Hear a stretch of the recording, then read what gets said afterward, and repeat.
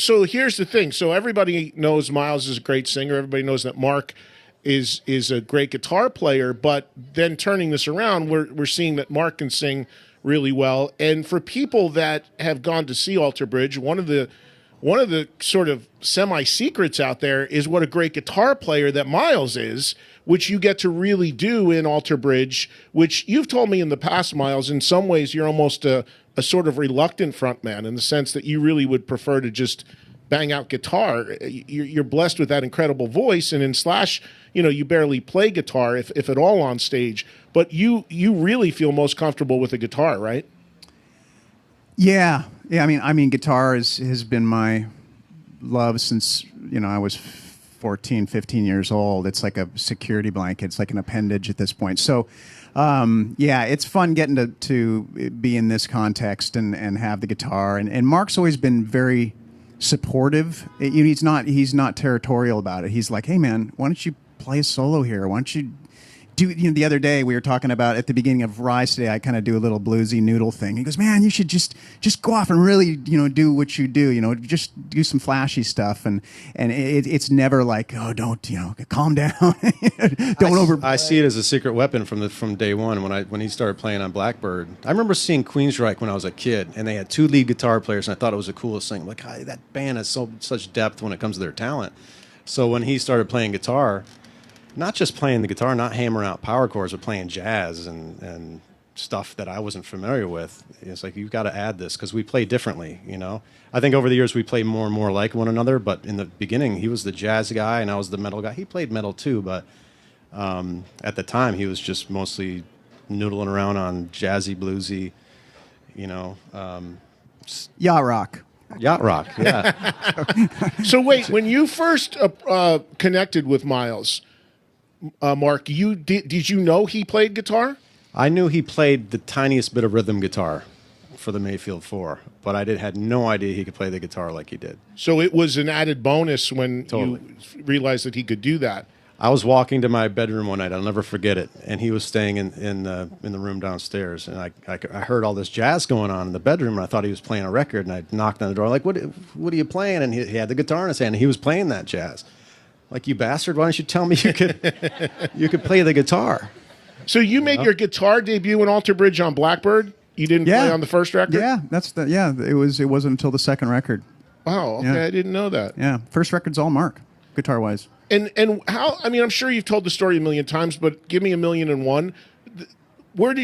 How did you connect initially? What was the connection? There was a tour back in the day with Mayfield 4, supporting the Creed tour, and which was the band Myles had previous. Yep, and we talked a few times. We didn't really get close or anything on the tour. It's just we knew that he was this great singer in this band that was touring with us. And then I had a friend years later that when the band was kind of falling off the rails, he was like, "Remember this singer that in the band Mayfield 4, Myles Kennedy?" And he popped the CD in and played Summer Girl.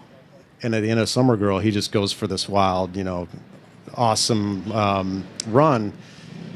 And I just remember thinking how confident I'd feel with a singer with talent like that, backing us up and fronting the band, and being able to write with somebody with a range that could do that kind of thing. And I tried out other singers for Alter Bridge first before we connected with Myles, and they were all good singers, but when Myles sang over the demos, he was just by far and away the best. So he came down and joined the band, and he had to do the skydive to skydive. We went to the it's the world's tallest free fall, and he had to do the thing with me to join the band. So are you like a hazing deal? It was a total hazing. Whoa! I hate heights. What did you do? I hate heights too, Eddie. I mean, he thought. The thing about Mark is he likes to make people uncomfortable and put them in situations where they squirm. So we went to the world's highest free fall, which I believe is 300 feet. So what it is there's a pendulum here, and then about how many yards away would you say that there's like a giant pole that shoots up like. I've seen these things at like amusement parks. Yeah. You did that? Yeah. So, but he was there as well. It was just the. It's two like of a us? giant slingshot, right? Kind of. It's like. And there's a video of it. Yeah, it's a pendulum. Yeah. It's the video. And in the video. Okay, you're so full of it. In the video.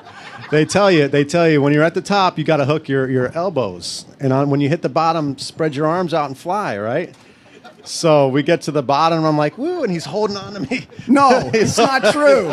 Wait, so you did it in tandem? Like, There's a little pee. Were you There's a tied little pee. together? Was it like a joint thing? Because I've seen like Yeah. where 2 or 3 people get strapped in. He's making it like, oh, hold me, Mark. I'd be like that, Myles. There's a VHS tape. Really? Yeah, there is. But I didn't hear the part where you're supposed to let your arms go. I just thought, yeah, you keep your arms locked. It was arms locked. It wasn't like, hold me. There's a little bit of pee-pee happening.